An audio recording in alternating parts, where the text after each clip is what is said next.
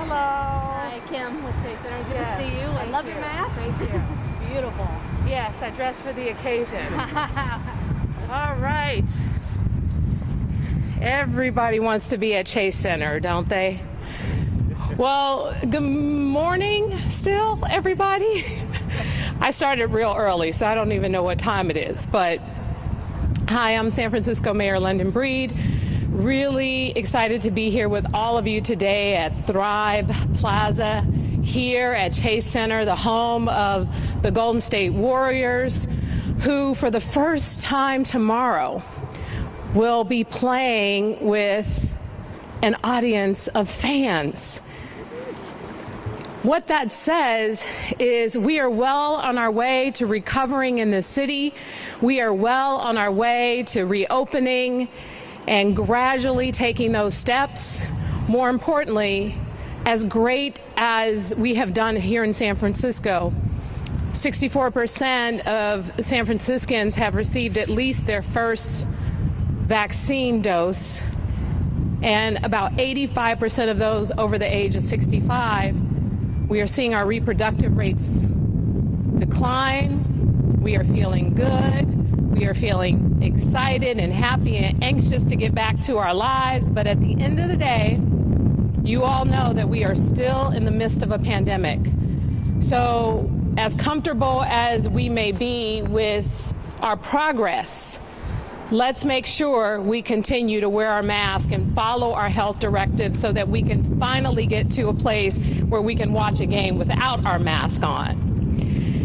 And the reason why we are here is not just because the Warriors are playing tomorrow with fans for the first time in almost a year. Just think about it. Last year at this time, the city was closed. And now look at where we are. Last year, this time, we had a different president who pulled us out of the Paris Agreement to meet our climate goals. But San Francisco didn't let that stop us. We continue to do the hard work. And fortunately now, under President Biden, who made a great announcement for the country today on Earth Day, we in San Francisco are not only well on our way to exceed the goal that he set for the nation, we are well on our way to exceed the goals that we set right here in San Francisco. In fact, we are 41% less in carbon emissions here in San Francisco since 1990. This is 6 years ahead of the goal that we set initially. It's really remarkable, and the reason why we have been so successful at meeting and exceeding the goals that we set around climate change has a lot to do with partners like the Warriors.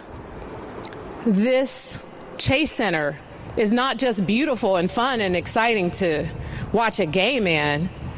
This is one of our very important environmental sustainable buildings in San Francisco. This is the future. And some of the things that we did here in San Francisco, in addition to implementing Clean Power SF, you all remember years ago that big push to get that program started. You all remember the conversations around making sure that in new buildings we ban natural gas. You all know that we in San Francisco have a climate action plan, a plan that is not just a plan that discusses what we're going to do. It's a plan that actually puts into action the work that needs to be done to address climate change. This climate action plan is being revised as we speak, thanks to the leadership of Debbie Raphael and the staff of the Department of Environment. And what I am most appreciative is they not only are focusing on equity as it relates to geographic equity here in San Francisco, they are making sure that young people have a voice in this action plan, which is why Mary from George Washington High School is joining us here today. So folks, San Francisco should be proud. We're leading in the vaccination effort, higher numbers than the state and the entire country. We're leading in addressing issues around climate change with our carbon emissions and other challenges that we face.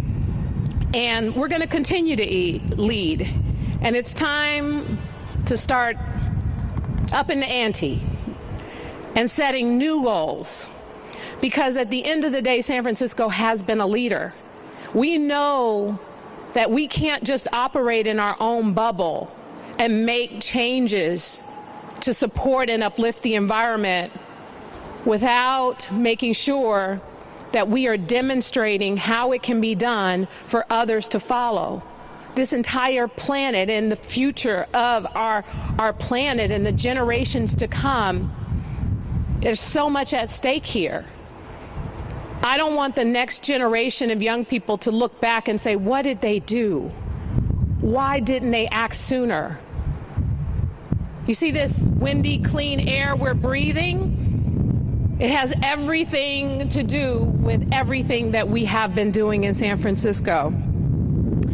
Today, Clean Power SF, our city's clean power program, is going to beat our target of being 100% renewable by 5 years. All Clean Power SF customers will receive 100% renewable energy by 2025. And let me tell you why that is so significant. When we first, Debbie, you remember, and Michael, you remember this too, when we first launched Clean Power SF, there was just a little bit more money that people had to pay for 80% renewable energy and the super green 100%. Well, now by 2025, every one of our customers gets super green, but they don't pay anything extra. Now, how significant is that? That is going to change the game for clean power in this city, moving towards our future to a more sustainable, environmentally friendly city that sets an example for other places to follow.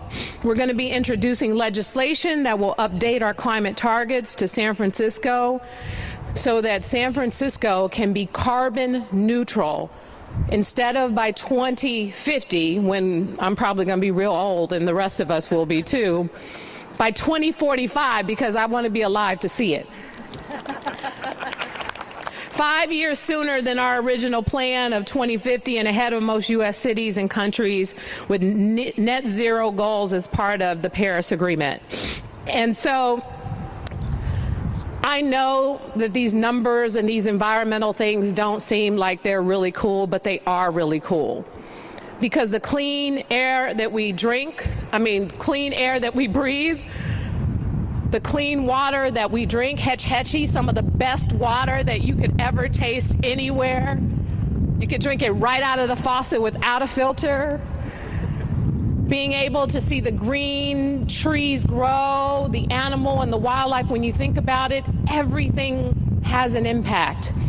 And that's why having partners like Chase Center working with us to make sure that they are not only creating the incredible environments they do to make games exciting, even though I know the players can do that all on their own, but this facility doesn't hurt. They have been partners in, as I said earlier, in creating one of the newest green buildings in San Francisco. And I'm pleased to welcome to the podium Kim Stone, the Chase Center's General Manager.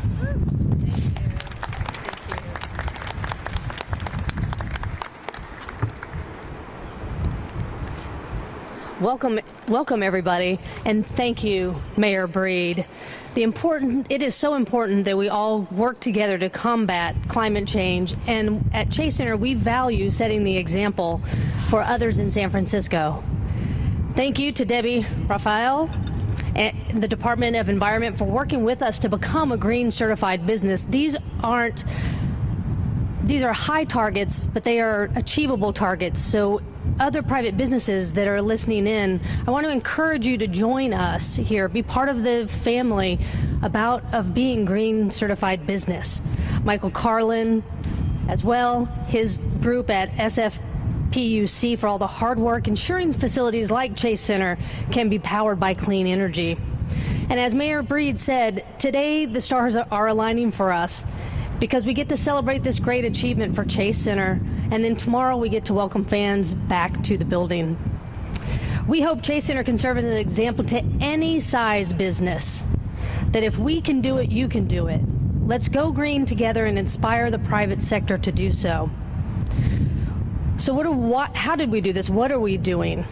So at Chase Center, we focus on sustainability from the beginning of this construction project. We are a LEED Gold certified building design and construction. That was during our 3-year construction process. And then for ongoing maintenance and operations, we know, being in California, that conserving water is critical for all of us in our futures. So we're designed to recover gray water from our lavatories and our showers.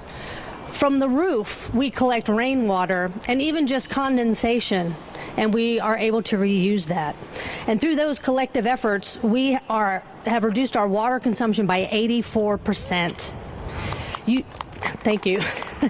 You can imagine it takes a lot of energy to run 1 million square feet and what we do for games and concerts. So this is another area we place high priority.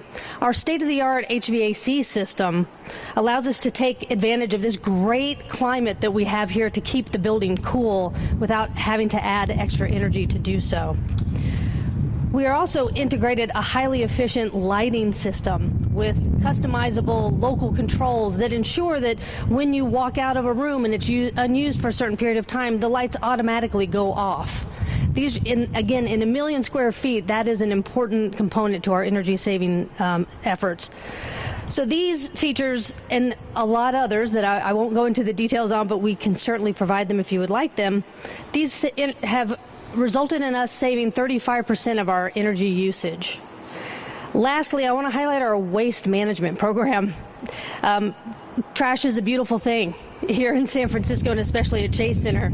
And so we focus on this, and we have dramatically reduced our construction waste during construction and diverted 78% of our waste out of landfills. So very proud of that. And then on an ongoing basis, we sort our waste daily, and we sort it after every game.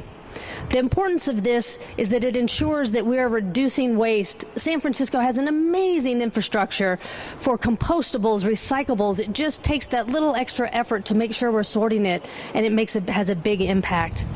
And materials aren't the only thing we're sorting. We are also, since our opening in 2019, gosh, I can't believe it'll be 409 days since we've had fans in the building. 2019, it just seems like such a long time ago, but when the fans come at the end of the game, any of our unused food and raw ingredients, we give that to the Food Runners program, and they repurpose it and reuse it, so we aren't throwing extra food into our compost. So while we are excited to open our doors to fans tomorrow, I want everyone to rest assured that every day we take seriously our responsibility to operate in a sustainable, environmentally friendly manner here. And so one last reminder for all of your fans, remember your game ticket is a Muni ticket as well. So you can reduce your footprint that way as well. So thank you all. And I want to say that with leaders like Mayor Breed, San Francisco has and will continue to be a global leader in the environment, and we are just simply proud to be part of it. Thank you so much, Kim, and thank you for all that the Warriors are doing to really protect our planet, and that's what this is all about. One of the things that I'd like to, tell Debbie every time I see her, because she's like, I would call her Madam Green. She's always looking for ways to save and support the environment, and I'm always so proud at how much trash I don't have anymore. And in fact, I share a trash bin with 2 other people, and every time they pick up the trash, it may be 1 or 2 small bags in the trash. And I create hardly any trash nowadays, because everything is recyclable. Your plastic bags, you put them all in a bag and wrap them. It's easy. Once you start doing it, it just becomes habit. From the coffee filters, you just throw those in the compost. It's everything. I have more compost and more recycle than anything, and I'm really proud that I'm doing it, but also it's second nature and anyone can do it. And I would just say that when your kids tell you to do it, make sure you listen to your kids, because I notice that children are like, don't put that in the trash, put that. I'm like, okay, good. They're starting early. And someone who has been a champion working at our school, working in our community to really help young people understand the significance of the environment, because in high school, I can tell you, I wasn't doing what Mary is doing, but Mary, who attends George Washington High School, is joining us today. Mary Mongobot, who has been really working as a climate champion and really is focused on making sure young people have an opportunity to participate in the city's plans to revise its climate action plan. So let's welcome Mary.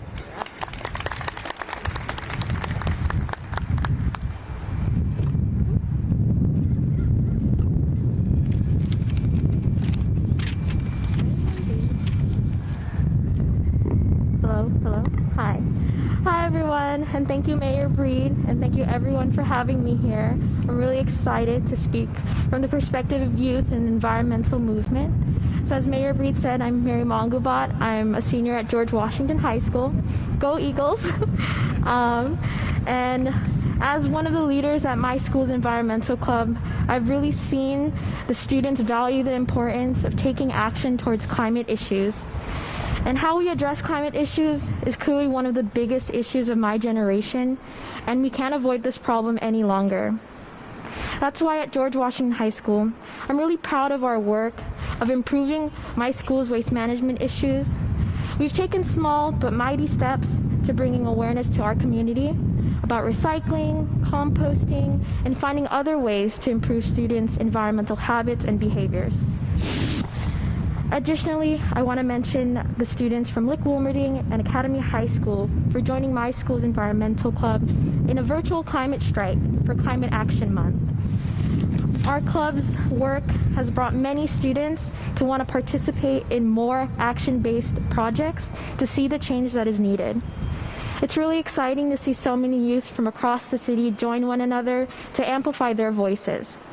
So earlier this year, when the mayor kicked off a series of workshops and events seeking input on the city's climate action plan, so many of us youth jumped in on the opportunity to provide more ideas. The process encouraged so many of you youth to conduct their own plans within their own communities. Another good thing, I want to commemorate the notable youth organization, the Bay Area Youth Climate Summit, as they've been at the forefront of the movement this past year. And during this pandemic, there's so many obstacles. They've had so many virtual workshops every month covering topics in the environmental movement and keeping the momentum going. They've encouraged so many youth from all over the Bay Area to keep educating and fighting for climate justice, not only in the city of San Francisco, but in our country. While I'm inspired by all of this, the work of youth alone is not enough. So thank you to the San Francisco leadership, our mayor, and green businesses like the Chase Center. We can actually see real change together and meet our city's new environmental goals. So today, let's celebrate how far we've come this Earth Day and look forward to see the progress ahead of us. I'm graduating really soon and heading off to college, so I'm really excited to take this transformative work with me, continue to see other people inspire one another, and I look forward to seeing how San Francisco continues to pave the way. Thank you so much, and I hope everyone has a good Earth Day.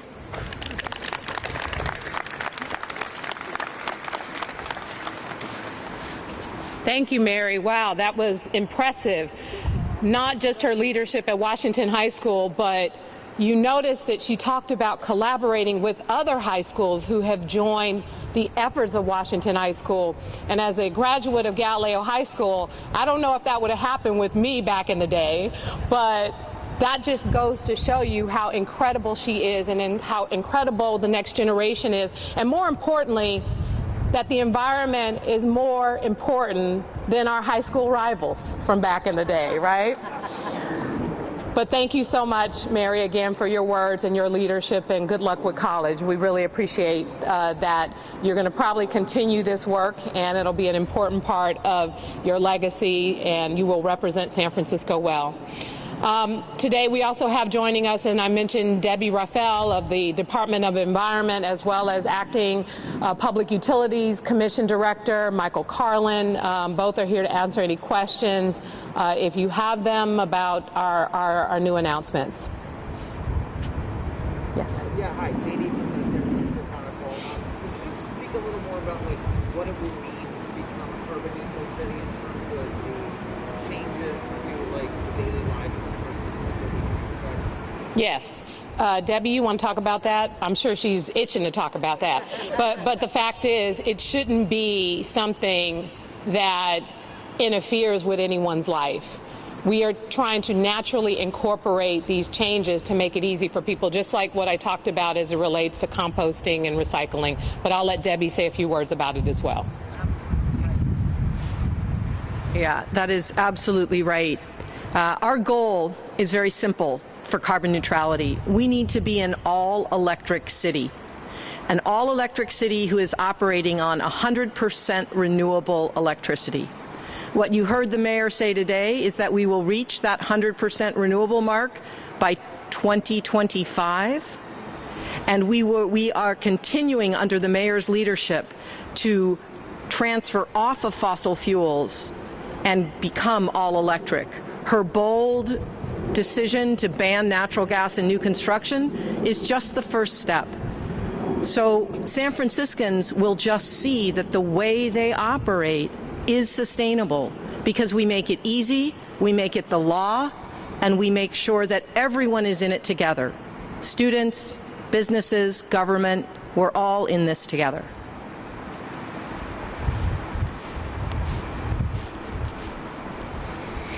All right. Any questions? Thank you all so much for joining us. Go Dubs!